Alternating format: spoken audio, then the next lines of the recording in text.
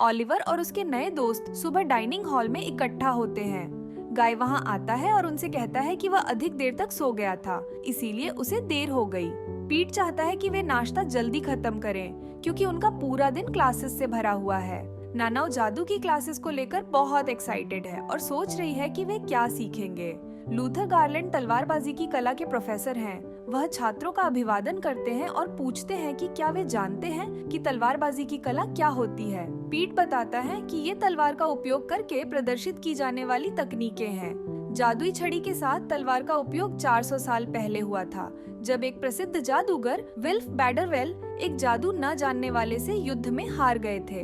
तब से नजदीकी हमलों से निपटने के लिए जादूगरों ने तलवार को अपने साथ रखना शुरू कर दिया। लूथर ने उसकी प्रशंसा करते हुए कहा कि वह सही है। फिर वह ऐसे दो छात्रों को बुलाते हैं जो पहले से ही तलवार से युद्ध करना जानते हो। नानाओ तुरंत अपना हाथ उठाती है। लूथर ने नानाओ के बारे में सुना है, लेकिन आश्चर्य है कि क्या वह तलवार का उपयोग कर सकती है। इसके बाद रिचर्ड एंड्रूज भी हिस्सा लेना चाहता है और बताता है कि उसने सुना है कि कैसे नानाओ ने एक ट्रोल को सिर्फ एक तलवार से हरा दिया था और देखना चाहता है कि वह वास्तव में कैसे लड़ती है। ओलिवर को पता चलता है कि रिचर्ड नानाओ की तलवारबाजी की कला में अनुभव की कमी का फायदा उठाना चाहता है ताकि वह दिखावा कर सके। इसलिए ओलिवर भी नानाओ से मुकाबला करना चाहता है और कहता है कि उसने नानाओ के साथ मिलकर ट्रोल के खिलाफ लड़ाई की। ओलिवर को एहसास हुआ कि जब ट्रोल ने हमला किया तो रिचर्ड वहां मौजूद था, लेकिन उसने कुछ नहीं किया। रिचर्ड का कहना है कि इसका फैसला उन्हें प्रोफेसर पर छोड़ देनी चाहिए कि कौन पहले मुकाबला करेगा। तभी मिकेला रिचर्ड को मुकाबले के लिए चुनौती देती है और कहती है कि यदि वह उसे हरा देता है तो लोग अधिक प्रभावित होंगे। लूथर ने फिर 2 मुकाबले की घोषणा की, ओलिवर वर्सेस नानाओ और रिचर्ड वर्सेस मिकेला। वह पहले ओलिवर और नानाओ को बुलाता है और उनकी तलवारों पर घातक विरोधी जादू करता है ताकि वे एक दूसरे को घायल न करें। युद्ध तब समाप्त होगा जब उनमें से एक सिर या छाती पर घातक प्रहार करेंगे।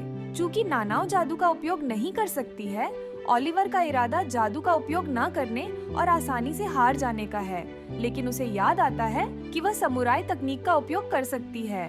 नानाओ इनोसेंट कलर का उपयोग करके उस पर हमला करना शुरू करती है। ओलिवर जादू का इस्तेमाल करके बहुत मुश्किल से बच पाता है। लड़ते समय ओलिवर को एहसास हुआ कि नानाओ काफी कुशल है और युद्ध में उसने कई लोगों की जान ली होगी।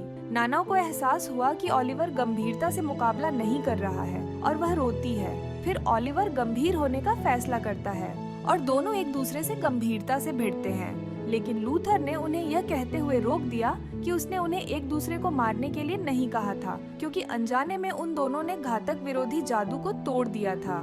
मिकेला रिचर्ड से पूछती है कि क्या वह नानाओ के सभी हमलों को रोक सकता है।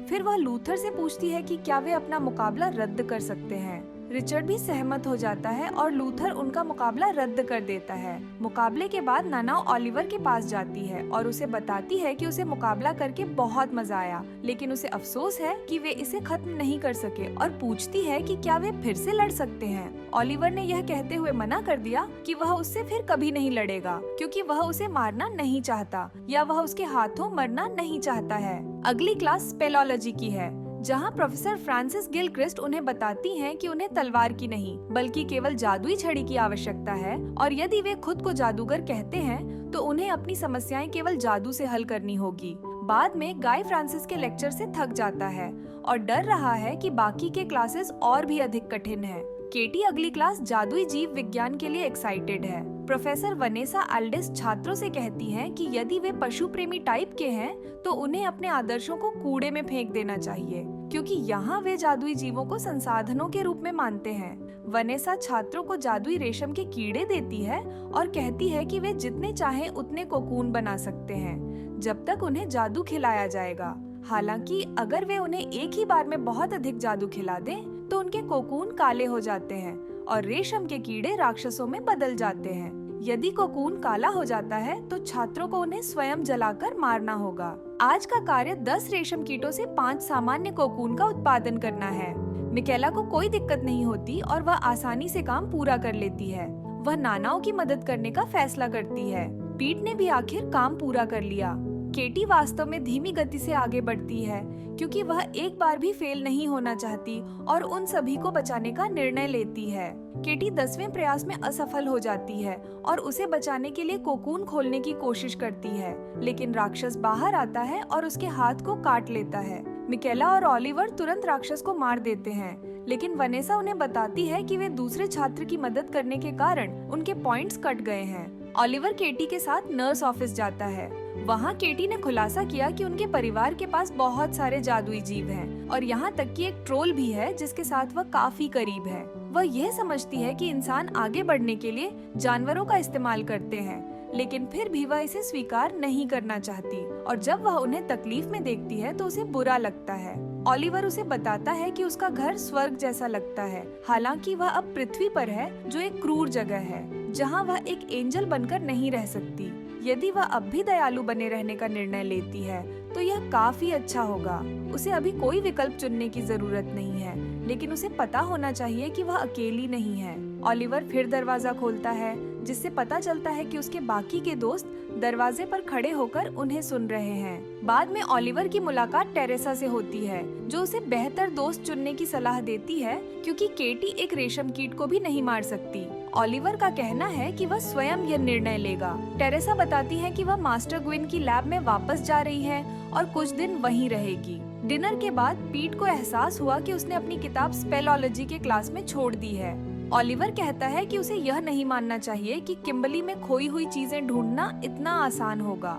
वह और मिकेला उसके साथ जाने का फैसला करते हैं। जैसे ही तीनों चले जाते हैं तो केटी बताती है कि उसने सुना है कि किम्बर्ली एक विशाल भूल भुलैया के शीर्ष पर बैठी है और रात में भूल भुलैया स्कूल पर कब्जा करना शुरू कर देती है। पीट को स्पेलोलॉजी क्लास में अपनी किताब मिलती है। मिकेला और ओलिवर रिलैक्स होते हैं और वापस जाने का फैसला करते हैं, हालांकि जल्द ही वे भूल भुलैया में पहुंच जाते हैं। ओलिवर का कहना है कि स्टूडेंट्स अक्सर खो जाते हैं, इसलिए इंस्ट्रक्टर्स और सीनियर्स अक्सर यहाँ गश्त लगाते हैं। एक महिला आती है और कहती है कि वह खुश है कि वे उस पर भरोसा कर रहे हैं।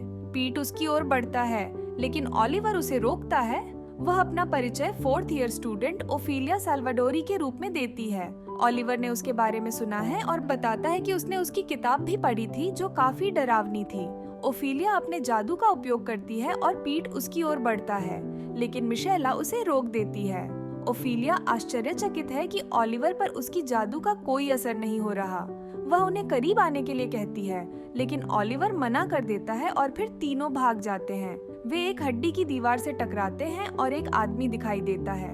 वह अपना परिचय 5th ईयर स्टूडेंट साइरस रिवरमूर के रूप में देता है।